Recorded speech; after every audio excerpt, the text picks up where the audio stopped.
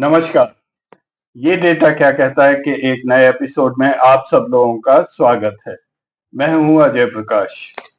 क्या आप लोग भी एग्जिट पोल जो जून 1 से चले जा रहे हैं, उनके आंकड़े देखकर निराश हो रहे हैं? और क्या आप इस बात को लेकर डिप्रेस्ड हो गए हैं कि आपने सोचा था कि इंडिया गठबंधन कुछ अच्छा करेगा और बीजेपी नीचे जाएगा, लेकिन एग्जिट पोल्स ने बिल्कुल ही उल्टा दिखाना शुरू कर दिया। बीजेपी ऊपर जा रहा है, यहाँ तक कि एनडीए को कई पोल्स तो 400 पार भी उनको दिखा रहे हैं। अगर आप ऐसा महसूस कर रहे हैं तो ये सोच लीजिए कि आप वही कर रहे हैं जो बीजेपी चाहती थी। बीजेपी यही चाहती है कि विपक्ष निराश हो जाए, डिप्रेस हो जाए, जिससे 1-2 दिन के लिए ऐसा माहौल बन जाए कि बीजेपी की बहुत बड़ी जीत होने वाली है, उनकी बढ़त बहुत आगे है और इंडिया गठबंधन एकदम वाइप आउट हो गया है। ये एक मनोवैज्ञानिक खेल है, साइकोलॉजिकल खेल है। अगर इंडिया गठबंधन के वर्कर निराश हो गए तो वो काउंटिंग के स्थान पर पूरे टाइम शायद ढंग से रहेंगे भी नहीं और भाग जाएंगे वहां से। ऐसा बीजेपी वाले चाहते हैं। ऐसा माहौल क्रिएट करने का एक और भी बीजेपी का उद्देश्य है। वो ये चाहते हैं कि पूरी ब्यूरोक्रेसी भी ये समझ ले कि अगली बार भी मोदी जी आ रहे हैं। तो इससे ये होगा कि जब भी काउंटिंग होगी तो जितने भी काउंटिंग अफसर हैं या कलेक्टर्स हैं, उन्हें ये लगेगा कि ये पार्टी तो बहुत भारी बहुमत से आ रही है, तो इसलिए अगर कहीं 19-20 भी होगा तो वो बीजेपी के पक्ष में ही काम करेंगे। वैसे हम और आप जैसे लोगों को ज्यादा तनाव या स्ट्रेस लेने की आवश्यकता नहीं है। अगर इंडिया गठबंधन की जीत हुई तो बहुत अच्छी बात है। अगर बीजेपी की जीत हुई तब भी अच्छी बात है। हमारे देश पर आसमान फूटने वाला नहीं है। बस यही है कि हम सबका संघर्ष आगे भी जारी रहेगा। आज के इस एपिसोड में मैं एग्जिट पोल्स के डेटा को लेकर कुछ भी नहीं यहाँ दिखाऊंगा। वो आप दूसरी चैनल पर देख सकते हैं। मैं केवल आपका मन हल्का करने के लिए मैं ये दिखाऊंगा कि इन एग्जिट पोल्स में कितना दिमाग लगाया गया है।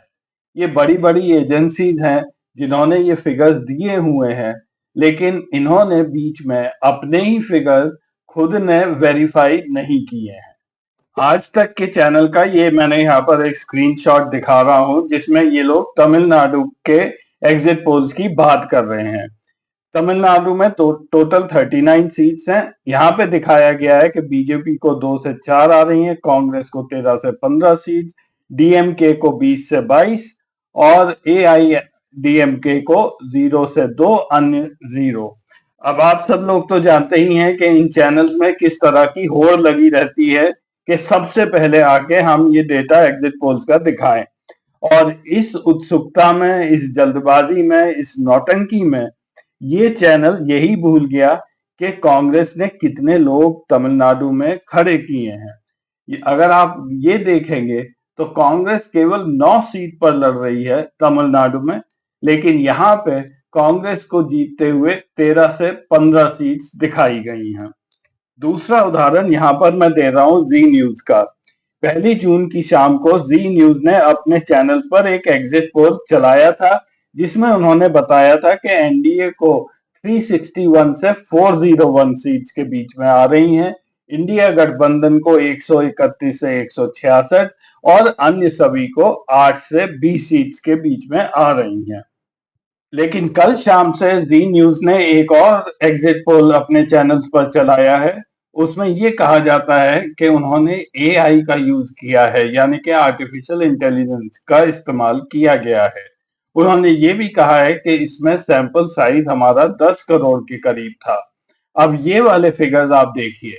इसमें कहा गया है कि एनडीए को 305 से 315 आ रही हैं, इंडिया गठबंधन को 180 से 195 और अन्य सभी को 38 से 52 सीट्स, 52 सीट्स आ रही हैं। तो रातों रात एनडीए की सीट्स 80-85 घटा दी गई और उधर इंडिया गठबंधन की सीट 40-50 से बढ़ा दी गई। मेरा ऐसा मानना है, क्योंकि मैंने काफी सारा डेटा एनालाइज किया है, काफी सारे राज्यों का और बहुत सारे इलेक्शंस का, वोट शेयर और सीट शेयर में कोई सीधा संबंध नहीं होता है। ये कहना बहुत ही ज्यादा मुश्किल है कि अगर वोट शेयर इतना परसेंट रहा तो कितनी सीट्स आएंगी, क्योंकि एक तो वोट शेयर पूरे स्टेट का या पूरे कंट्री का बताया जाता है, उससे कोई खास इंफॉर्मेशन नहीं निकलती है। वोट शेयर अगर आपको लेना है तो हर कॉन्स्टिट्यूएंसी का जाके अलग से एनालाइज करना पड़ता है। उदाहरण के तौर पर मैं आपको यहाँ दिखा रहा हूँ जो प्रेडिक्शंस एग्जिट पोल में इंडिया टुडे ग्रुप ने किए हैं वोट शेयर को लेकर राजस्थान में, और जिसकी कोई भी सेंस निकल नहीं रही है। इंडिया टुडे माई एक्सेस के अनुसार राजस्थान की 25 सीटों पर बीजेपी के 16 से 19 सीट आने की संभावना है, कांग्रेस को 5 से 7 सीट मिलेंगी और अन्य दलों को 1 से 2। ये इन लोगों का प्रेडिक्शन है। और उधर वोट शेयर ये कहते हैं कि एनडीए का 51% 51%, इंडिया का 41% 41% और अन्य दलों का 8% वोट शेयर होगा। ये फिगर थोड़ा ध्यान में रख लीजिए।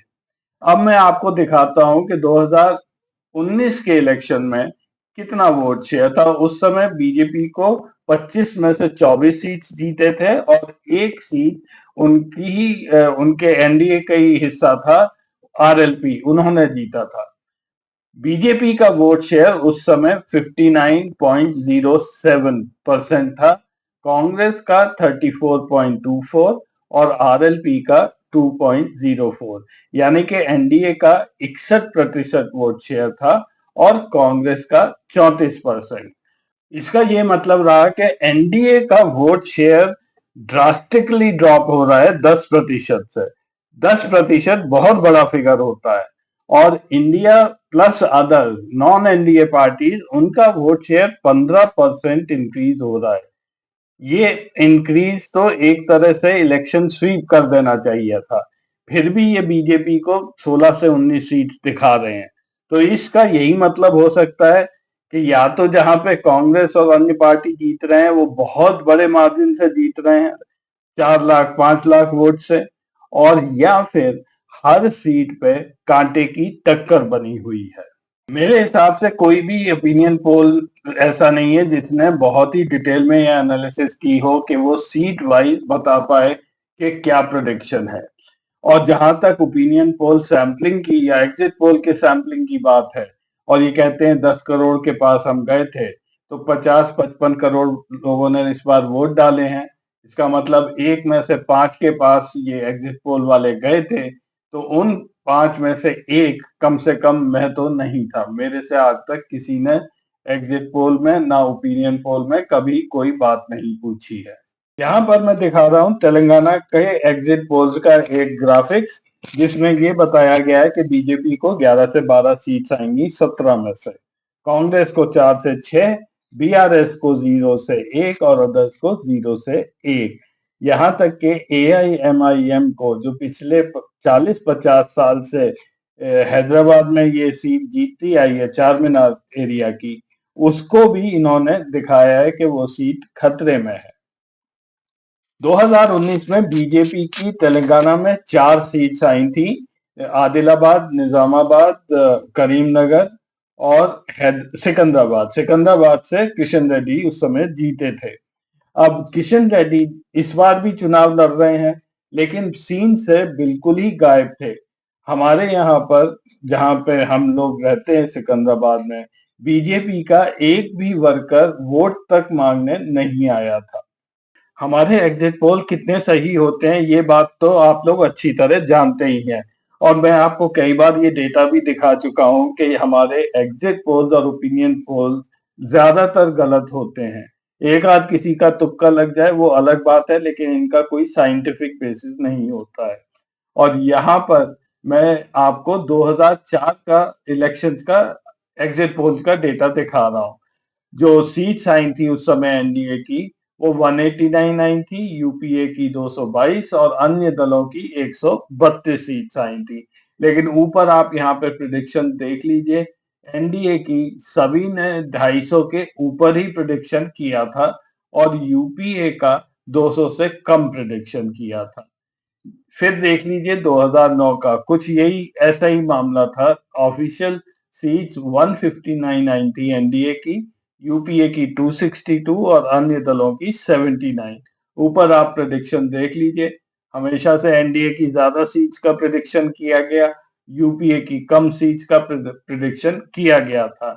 2014 यहां पर एनडीए की 336 सीट्स आई थी, यूपीए की 59, लेकिन इस बार यहां उल्टा हो गया। एनडीए को हर एक ने दिखाया था कि कम सीट्स आ रही हैं, 200 से नीचे, 250 से के आसपास, 270, लेकिन यूपीए को ज्यादा सीट्स दिखाई गई थी।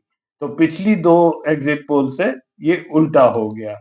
और 2019 का इस पोल के बारे में मैं अपने कुछ एपिसोड में भी बात कर चुका हूं। बीजेपी की 303, एनडीए की 353, यूपीए की 91। ये रेड बार्स हैं जो एक्चुअल हुआ था, और बगल में ये एग्जिट पोल्स का डेटा है। तो आप देख लीजिए, कोई भी एग्जिट पोल 353 का प्रिडिक्शन नहीं किया था, एक इंडिया टुडे माई एक्सेस को छोड़ के। यूपीए की ज्यादा सीट्स दिखाई गई थी, अन्य दलों की भी ज्यादा सीट्स दिखाई गई थी। आज का प्रोग्राम खत्म करने से पहले मैं बात करूंगा कुछ वोट शेयर की। ये मैं आपको एक ग्राफ दिखाऊंगा, डेटा इतना इम्पोर्टेंट नहीं है, केवल ये एजेंसीज में दिखा रहा हूं जो काफी महीनों से लगे हुए हैं वोट शेयर देने के लिए। तो ये वोट शेयर का अगर आप ग्राफ देखेंगे तो आपको कहानी समझ आ जाएगी। तो अगर आप ये वोट शेयर लेके अगर आप प्लॉट करेंगे, जो लगातार ये एजेंसी देती गई है, ये मई 2019 से लेकर अभी तक का फरवरी 2024, ये वोट शेयर मैं प्लॉट यहाँ पर दिखा रहा हूँ। ऊपर का लाइन ये बीजेपी की है, नीली लाइन कांग्रेस की है, और काली लाइन अन्य पार्टियों के बारे में। अब मैं इसी ग्राफ पर 3 ऐसे इवेंट्स मैं प्लॉट करूंगा, जिससे आपको खुद में समझ आ जाएगा कि ये कितना बायस्ड वोट शेयर का मामला है जो यहाँ दिखाया जा रहा है। ये डेटा मैंने विकिपीडिया से लिया है, लिंक नीचे दिया हुआ है। सबसे पहले ये जो पॉइंट है जहां पे कांग्रेस का वोट शेयर बढ़ रहा है और जितने भी अन्य दल हैं उनका वोट शेयर नीचे आया है, ये क्रॉस ओवर पॉइंट है। और उधर बीजेपी का वोट शेयर धीरे धीरे बढ़ता दिखाया गया है। ये जो क्रॉस ओवर पॉइंट है, ये है भारत जोड़ो यात्रा के दौरान, ये मैंने मिडिल पॉइंट लिया है। इसका ये मतलब हुआ कि भारत जोड़ो यात्रा से अन्य सभी दलों का नुकसान हुआ है, केवल बीजेपी को कोई नुकसान नहीं हुआ, उनको फायदा भी होता गया। नवंबर 2022 से लेकर नवंबर 2023, ये लगभग एक साल का ये पीरियड है।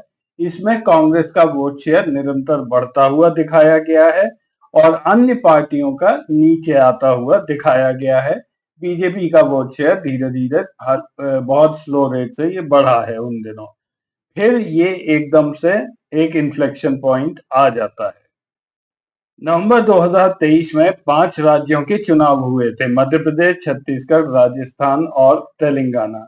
तो ये कब कांग्रेस का उसी समय का है, और ये नीचे आना शुरू हुआ था जब ओपिनियन पोल्स आए थे, और उसके बाद से ये नीचे ही आता जा रहा है। रिजल्ट्स आए थे, उसमें केवल तेलंगाना में कांग्रेस तब जीती थी। और इन्हीं इलेक्शंस के बाद से बीजेपी का वोट शेयर का ग्राफ तेजी से बढ़ता हुआ दिखाया गया है। यहां तक कि जब फरवरी 2015 में सुप्रीम कोर्ट की जजमेंट आई थी इलेक्टोरल बॉन्ड्स के बारे में, उसके बाद भी ये कर्व बिल्कुल भी इसकी ट्रैजेक्टरी बदली नहीं है, ये और तेजी से ऊपर जा रहा है। तो इस डेटा के हिसाब से ऐसा लगता है कि काफी कुछ निर्धारित बहुत पहले से ही था। बीजेपी का वोट शेयर 40 से 45% के बीच में पिछले 5 सालों में निरंतर दिखाया गया है, और फरवरी आते आते ये एकदम से ऊपर जाता हुआ दिख रहा है। हालांकि सुप्रीम कोर्ट की जजमेंट उनके खिलाफ आई थी, फिर भी इसका कोई इफेक्ट हुआ नहीं। उधर कांग्रेस, जो भारत जोड़ो यात्रा से जिनके बाद से जिनका वोट शेयर बढ़ा था, 5 इलेक्शन जो हुए हैं उसके बाद से उनका वोट शेयर निरंतर गिरता ही जा रहा है, ऐसा दिखाया गया है। किसी भी अन्य राजनीतिक घटना का इस ग्राफ पर कोई असर नहीं पड़ा।